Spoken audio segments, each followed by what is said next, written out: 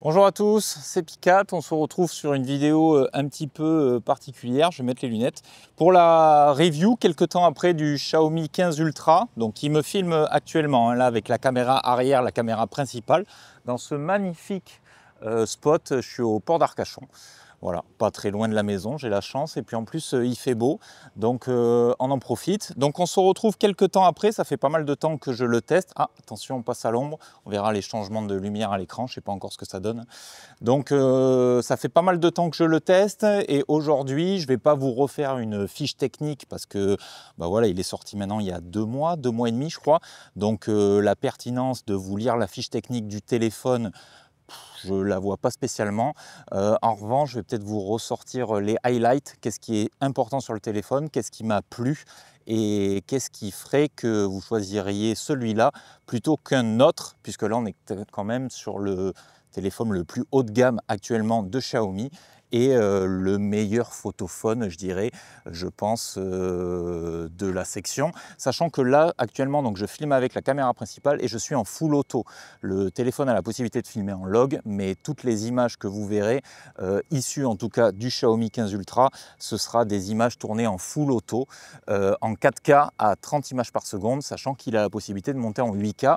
Mais lorsque je filmerai en 8K, je vous le préciserai. Avant de parler de la partie photo, ce qui m'intéresse le plus sur ce téléphone, globalement de toute façon sur tous les smartphones haut de gamme de Xiaomi, on va voir un petit peu comment ça se passe à l'utilisation. Sans particulièrement faire le tour du téléphone, la dalle est relativement grande, elle fait 6,73 pouces, et le fait qu'elle soit inclinée sur les 4 bords, ça facilite grandement sa prise en main. Alors je sais qu'il y en a qui n'aiment pas quand c'est incliné sur les 4 bords. Là, honnêtement, la prise en main est facilitée, et moi j'aime beaucoup, même au niveau du design, il paraît un petit peu plus fin le fait qu'il soit arrondi sur les côtés. Dans la finition, moi je l'ai reçu comme ça, donc la couleur qui est biton, on va dire, donc qui est en aluminium ici, et là en cuir vegan. Alors c'est pas vraiment du cuir, hein, vu que c'est vegan, donc ça sera plus du simili cuir, mais je trouve que ça fait un bon style. J'aime bien en plus au toucher, c'est un peu granuleux, c'est pas mal, je trouve ça joli, et en plus ça ressemble vraiment pour le coup à un vrai appareil photo. Bon, de toute façon, quand on voit la taille du capteur, t'imagines bien qu'ils ont mis l'accent là-dessus. Concernant l'OS, pas de surprise, dans la navigation c'est fluide, donc HyperOS on connaît, on a les nombreuses options de personnalisation. Franchement, enfin moi j'adore cet OS, je sais qu'il y en a qui préféreront l'OS de Samsung, moi j'adore HyperOS. J'aime bien ça aussi là. Je sais pas si ça y était avant, vous me le direz en commentaire, le fait de switcher à gauche comme ça pour revenir avant, plutôt que appuyer sur la petite flèche ici en haut, je trouve ça pratique et je me rappelle pas si ça y était avant, dites-le moi en commentaire. Alors forcément, même si je m'en sers pas beaucoup, on est obligé de parler d'IA, puisqu'il y a de l'IA dans ce smartphone. On retrouvera sous deux formes, donc Xiaomi Hyper Xiao AI. Donc ça, c'est ce qui va être tout ce qui est incorporé en termes d'intelligence artificielle directement dans le téléphone. Certainement que vous l'utiliserez sans vous en rendre compte, c'est pour de l'applicatif essentiellement. Et ensuite, vous avez AI App Boost. Donc là, c'est tout ce qu'on va retrouver aussi chez les autres marques. Donc vous avez tout ce qui est génération de texte, génération de fond d'écran, génération d'emoji, l'interprète, vous savez, quand vous êtes dans une discussion dans un autre pays par exemple, ou dans une langue que vous ne comprenez pas tout simplement, l'activation des sous-titres par l'intelligence artificielle, voilà, tout ça foncièrement, ça y est, un petit peu comme partout. Vous avez aussi les fonctions Google entourées pour chercher, qui va rechercher sur Google Lens, c'est présent. Je m'en sers pas spécialement, comme je vous dis, on est mangé à toutes les sauces en plus en termes d'intelligence artificielle, mais c'est présent, vous pouvez l'utiliser, moi c'est pas mon cas. On fait rapidement aussi le tour de ce qu'il y a dans la boîte, c'est pas un unboxing, j'ai déjà sorti le téléphone, vous l'avez vu, mais je vous montre ce qu'il y a à l'intérieur. Donc c'est très bien emballé, c'est très quali, Xiaomi sait faire depuis déjà quelques années. Là-dedans, on va venir y retrouver la coque transparente que j'ai remis là, vous avez vu, magie du montage, je l'ai remise alors que je l'utilise tout le temps avec le téléphone. Elle est plutôt rigide, elle est transparente, plutôt rigide et assez renforcée. Là ici, c'est très très dur au niveau des protections d'objectifs et ça emballe très très bien les objectifs. Franchement, c'est bonheur. On retrouvera aussi également là-dedans l'outil éjecteur pour la carte SIM. Ensuite, ici, on a normalement le téléphone que moi j'ai sorti, bien évidemment. Puis le câble de chargement et regardez ce qu'on a là. Hop, vous le voyez, ok, ça fait le focus. L'adaptateur secteur de 90 watts. Normalement, il n'est pas censé être là, celui-là, hein, puisque vous savez que maintenant en Europe, il n'y a plus d'adaptateur secteur dans les boîtes. Dans tous les cas, le téléphone, il peut se recharger en 90 watts en filaire, et avec un adaptateur bien sûr qui le supporte, et 80 watts en sans fil. Alors ça sera avec l'adaptateur Xiaomi, mais 80 watts en sans fil, c'est quand même, ouais, c'est quand même super fast. Et concernant l'adaptateur secteur que j'ai quand même moi dans la boîte, je vous explique tout de suite pourquoi. J'ai reçu le téléphone de la part de Trading Shenzhen, donc déjà un grand merci à eux, puisque sans eux, je ne serais pas en train de vous faire ce test du Xiaomi 15 Ultra. Donc c'est eux qui me l'ont envoyé. Je vous mettrai en description un lien vers leur site internet sur lequel vous pourrez retrouver donc ce téléphone, le Xiaomi 15 Ultra, mais pas que, hein, tout un tas de smartphones, de tablettes et d'autres produits tech. Ils ont énormément de références. Ils ont un service qui est relativement très réactif, donc je vous le recommande. Ce qui me fait faire la transition aussi avec le fait que moi, le téléphone que j'ai dans les mains, c'est la version chinoise du téléphone. Voilà, c'est pas la version européenne, ce n'est pas la version globale, c'est la version chinoise, ce qui fait que j'ai une plus grande batterie à l'intérieur de ce téléphone, puisque pour la version Europe, c'est une batterie de 5410 mAh, je crois, quelque chose comme ça. Je crois même que c'est ça, c'est pas quelque chose comme ça, c'est exactement ça. Et moi là-dessus, c'est du 6000 mAh. Alors la batterie, moi effectivement, elle fait 6000 mAh. J'ai pas eu de mal à tenir une grosse journée, voire même presque une journée et demie, donc ça tient quand même relativement bien. Sur la version européenne, donc je l'ai pas pu la tester, par contre, donc celle à 5410 mAh, on tient une grosse journée. Apparemment, des tests que j'ai vus sur YouTube ou quoi, on arrive à tenir une journée entière, pas une journée et demie, mais une journée, ça les tient. Donc on s'en rapproche quand même grandement. Là je vous dis, ça fait une journée et demie, quoi. Quand vous commandez un smartphone chinois, il faut savoir que des fois il peut y avoir des soucis au niveau de votre carte SIM, parce que les réseaux et les bandes de fréquences 5G, 4G sont pas les mêmes que chez nous. Et ce qui est bien sur le site de Trading Shenzhen, je vous montre, vous allez sur la fiche produit du Xiaomi 15 Ultra, et en cliquant ici, vous avez la possibilité, donc vous sélectionnez votre pays, vous sélectionnez ensuite votre réseau, donc moi par exemple Orange, et là vous pouvez vérifier quelle bande de fréquence le téléphone est éligible. Là en l'occurrence, vous voyez celui-là avec Orange, il n'y a aucun souci sur les bandes de fréquence, et à droite ici il vous propose ce qui est disponible ou pas disponible par rapport à la version européenne. Vous voyez, donc il y a marqué Google Pay, il y a marqué Android Auto, voilà. Et ça je trouve, on a l'info directe. En fait, ce que j'apprécie avec Trading Shenzhen, c'est qu'on sait ce qu'on achète. On ne peut pas dire qu'on n'était pas au courant, c'est transparent et franchement c'est très propre. Rapidement les specs, c'est la version 16 Go de RAM et 512 Go de stockage. Je crois que c'est la seule version qui est disponible en Europe, du moins distribuée sur le site de Xiaomi EU. Il y a une version chinoise aussi qui existe avec 256 Go de stockage, mais bon là c'est pas le cas. Et bien entendu dessus le processeur c'est le Snapdragon 8 Elite, donc tout fraîchement sorti, et qui est, c'est un tueur, c'est un monstre. Alors comme on l'a vu, avec un tel niveau de puissance, hein, forcément dans l'applicatif, l'utilisation de l'OS, bon c'est relativement fluide, et les jeux ça sera pareil. J'ai pu notamment, même si c'est pas mon truc, le jeu sur mobile, j'ai pu utiliser Call of Duty Mobile avec les graphismes à fond.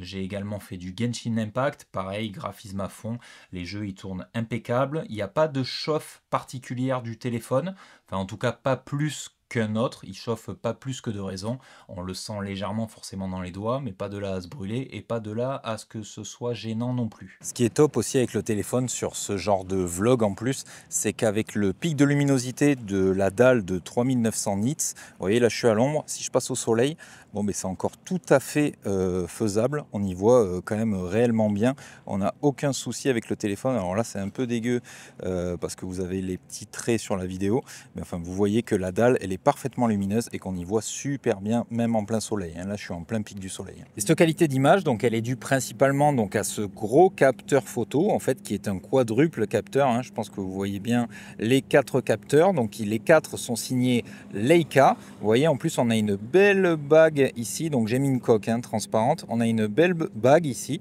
donc comme si c'était réellement un appareil photo. Et d'ailleurs avec le kit photo qui est vendu séparément, on en parlera parlera un petit peu plus tard, on dirait vraiment un appareil photo. Et donc je vous disais, cette qualité, elle est principalement due à ce gros capteur ici. Donc c'est un capteur de 1 pouce qui lui est de 50 mégapixels et qui produit des clichés. C'est avec ça que j'ai filmé en fait sur l'introduction de la vidéo. Et donc ce capteur principal, c'est un équivalent 23 mm. Ensuite on retrouvera un objectif ultra grand angle qui lui équivaut à 14 mm et qui sera également de 50 mégapixels. On aura un téléobjectif équivalent 70 mm et on aura un encore plus grand téléobjectif avec lui 200 mégapixels et qui équivaut à 100 mm, qui permettra notamment de faire les gros zooms comme je vous montrerai tout à l'heure sur les photos. Alors effectivement, quand on prend le téléphone comme ça, on voit bien que l'objectif il est quand même assez proéminent. Vous voyez, en même temps, vu la taille, l'objectif est assez proéminent, mais vous voyez, donc moi j'ai une coque transparente qui est là et ça épouse parfaitement. Ça vient en fait à fleur vraiment de l'objectif, donc ça protège réellement bien avec une coque, en plus bien sûr de la protection du verre directement appliquée sur la glace des objectifs. Depuis tout à l'heure, j'utilisais donc le son, mais le son des DJI Mic que j'ai juste là. J'utilisais le son des DJI Mic et là je vous laisse le son tel qu'il est. Donc il y a un petit peu de vent, on est en bord de verre forcément. Il y a un petit peu de vent et je vous laisse le son tel quel du téléphone en interne pour que vous puissiez voir un petit peu ce que ça donne. Bon, et tant qu'à être au port d'Arcachon, j'en ai profité donc pour faire des clichés là-bas directement et on va les voir ensemble. Je les regarde en même temps que vous les voyez à l'écran. Donc j'ai fait une première série de shoots où j'ai shooté, donc là j'ai shooté au 23 mm, donc le plus grand capteur, un objectif de 1 pouce. C'est là où on va avoir la meilleure plage dynamique puisque c'est l'objectif le plus grand. Donc là c'est 23 mm. Ensuite, ici, c'est tout simplement un x2. Donc là, c'est un zoom numérique, puisque le x2, donc équivalent 46 mm. Mais le x2 n'existe pas, en fait. Comme on l'a vu, il y a 4 capteurs, et le x2 n'existe pas. Donc là, c'est du zoom numérique, et on peut voir quand même que ça reste largement exploitable. Ensuite, on a la focale de 70 mm, donc là, qui est une focale native, un objectif natif. Et là, ouais, franchement, c'est du smartphone, mais c'est vraiment beau. Ensuite, on a du 100 mm. Pareil, 100 mm, c'est détaillé. J'adore. Franchement, j'adore. J'ai tout shooté en Leica authentique, pas en Leica vibrant, parce que j'aime pas trop. Les couleurs sont un peu trop contrastées à mon goût sur le Leica vibrant, un peu comme chez Samsung. Et vous savez, je suis pas fan des photos Samsung. Ensuite, ici, c'est un x10. Donc là, c'est pareil, c'est tout du zoom numérique. Et on est à x10.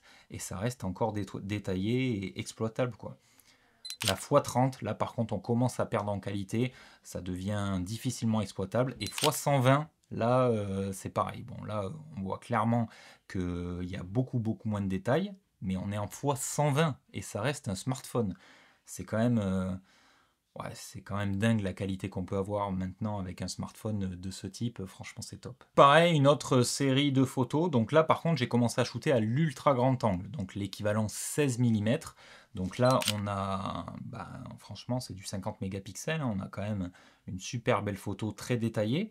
Ensuite on a la même chose, donc le même plan mais en 23 mm, donc la focale native avec le grand capteur de 1 pouce. Ensuite on a le 70 mm. Et ensuite, on arrive au 100 mm. Pareil, vous voyez le niveau de détail, franchement, 100 mm, on peut zoomer. Enfin, de toute façon, c'est la même image, mais on zoome à l'écran. Enfin, moi, ça m'impressionne toujours. Allez, encore une autre série de photos, parce qu'on aime ça, où on jongle avec tous les objectifs. Donc là, on commence par l'objectif ultra grand angle, donc équivalent 16 mm. Puis le capteur principal, 23 mm.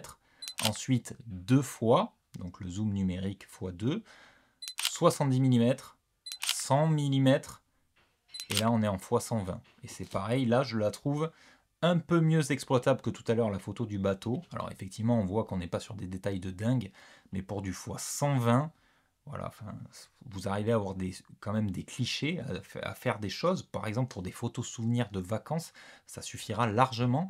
Franchement, c'est dingue. Ensuite, je vous ai fait une autre série pour ceux qui sont un peu fans de macro. Alors, c'est pas vraiment de la macro, mais je me suis rapproché suffisamment. J'ai tout shooté au capteur principal pour que vous puissiez voir ce que ça donne. Et notamment, vous voyez, donc là, je me suis vachement rapproché. J'avais le téléphone quasiment posé sur la murette. Donc, vous voyez, les petits cailloux, les petites herbes, enfin, le niveau de détail. Je trouve ça dingue. Là, je sais pas comment ça va rendre sur YouTube, mais moi, quand je zoome dans l'image là directement, franchement, j'ai un niveau de détail impressionnant. Ensuite, bon, ben là, c'est la même chose, mais j'avais un peu changé l'exposition pour voir ce que ça donnait. Là, pareil, sur la murette, c'est pareil, hein, je zoome dedans. C'est quand même ultra propre ce qu'on peut voir à l'écran. Je sais pas, je vous demande, enfin, de toute façon, vous le verrez pas mieux sur le téléphone. Je sais pas si vous allez bien le voir sur YouTube quand la vidéo va être postée, mais c'est un niveau de détail franchement excellent. Là, pareil, les arbres, hein, franchement, il y avait le soleil juste derrière. Vous voyez, il arrive quand même à me mettre net ça.